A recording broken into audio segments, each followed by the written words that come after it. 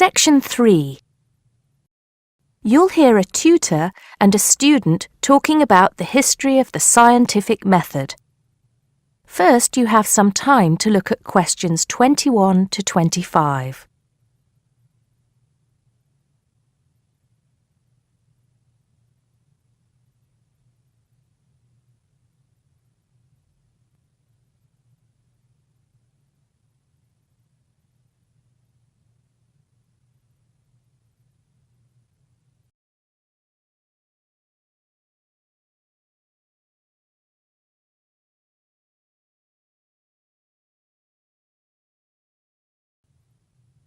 Now listen carefully and answer questions 21 to 25.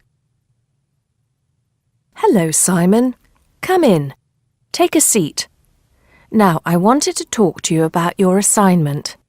Yes, the one on the scientific method. That's right. I just wanted to see how you were getting on. Well, I think it's fine. I haven't done a huge amount of work on it because I've been working on other things. But what I've read so far seems fine. How many of the references that I gave you have you managed to get hold of? Not too many, I'm afraid. It seems that everyone else is working on the same things at the same time. And every time I look, the books are checked out from the library. Right. Well, I think that we can go over the main ground together now. That way, even if you don't manage to go through all the references in detail, you'll still have an overview. What has helped you most so far? I've managed to have a look at 3 of them. I thought that Johnson made some good points, but it was hard to follow the line of her argument. Bradman was simple and straightforward, and I felt as if I got a lot out of that. I wish I could say the same for Whittaker. To be honest, I didn't get very far with that. Okay, that's more or less what I'd expect. So tell me, what have you learned so far about the role of the Egyptians and the Babylonians? Yes. Well, there's evidence that the basic components of the scientific method, examination, diagnosis, treatment, and prognosis, were being used in the early 1600s BC, especially in the treatment of certain illness. Good. Yes, that's right. And the point, of course, is that that represented a considerable advance over relatively simple, non-empirical approaches, which usually attributed anything unknown to the actions of the gods, etc. Of course, the Egyptians and Babylonians did this as well, but what we see emerging here is a willingness to base opinion on systematic study of the real world, which is at the root of the scientific method. I see. Right, yes. And then that reappears later.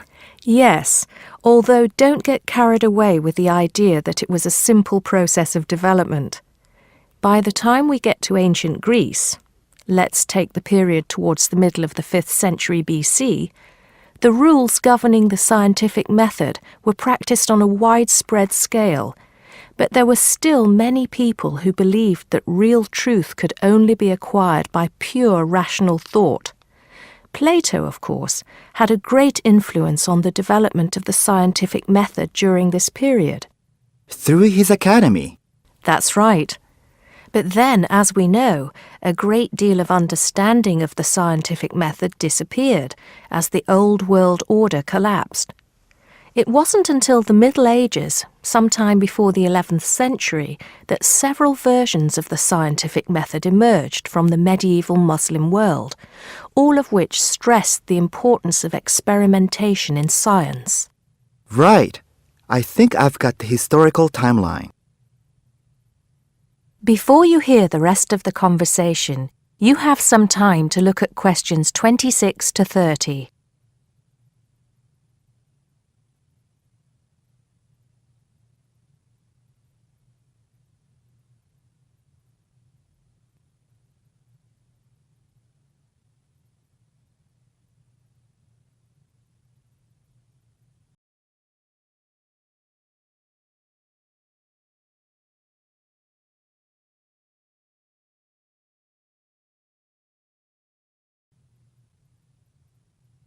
Now listen and answer questions 26 to 30.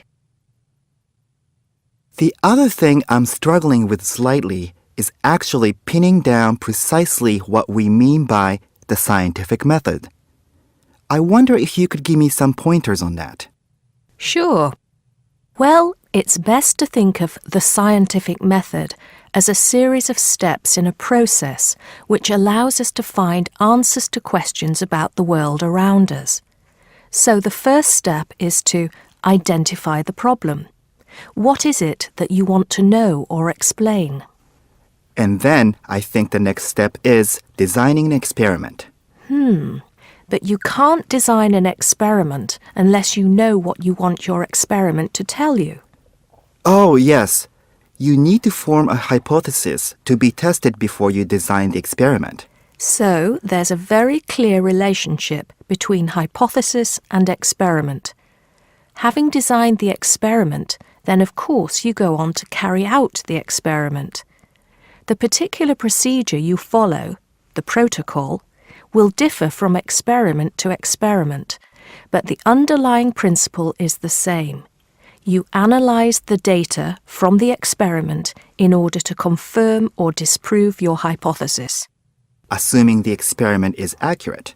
Oh yes, if there's anything unusual about the data, or if the results are at all surprising, then you need to ask yourself whether the experiment could be flawed and whether the data could be unreliable.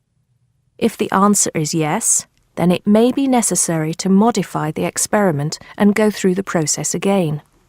So, once you have reliable, valid results, Then the final step is to communicate them. The wider scientific community needs to know about the results, and publication in journals is the accepted way.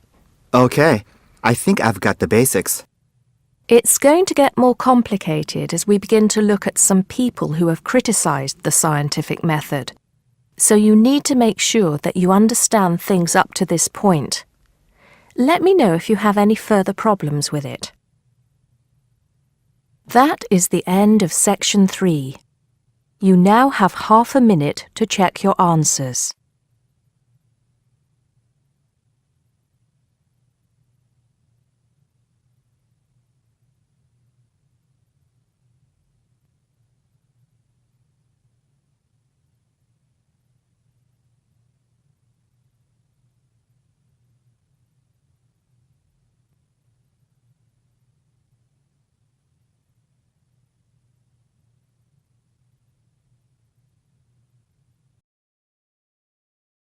Now turn to section 4.